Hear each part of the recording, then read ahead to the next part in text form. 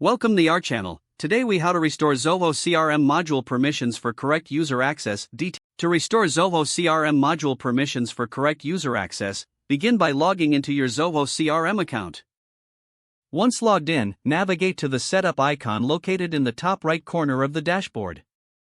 In the Setup menu, select Users and Control.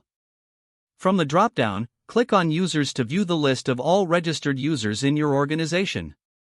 Locate and select the user whose permissions you wish to restore. In the User Details page, look for the Roles and Profiles section. Click on the profile name associated with the user.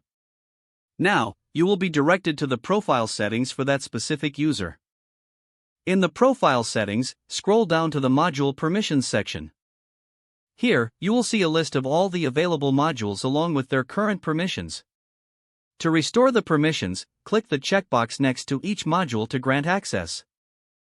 If you want to follow the predefined permissions for that module, select the default option available.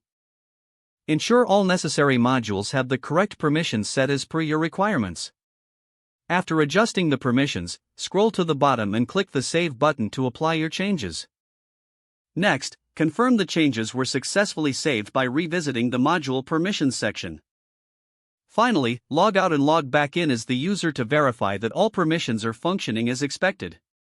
You have now successfully restored Zoho CRM module permissions for the selected user.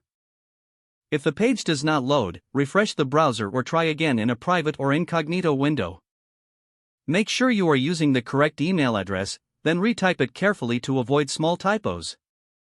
If your password is not accepted, use the Reset option and create a new strong password you can remember.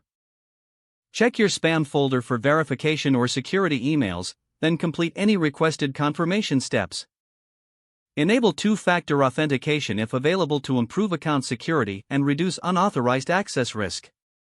After signing in, review your profile details so your contact information and settings are accurate and current. If you see an error message, note it down and try again after restarting your device and internet connection. Log out when you finish, especially on shared devices, to keep your account and payment information secure. If the page does not load, refresh the browser or try again in a private or incognito window. Make sure you are using the correct email address, then retype it carefully to avoid small typos. If your password is not accepted, use the Reset option and create a new strong password you can remember.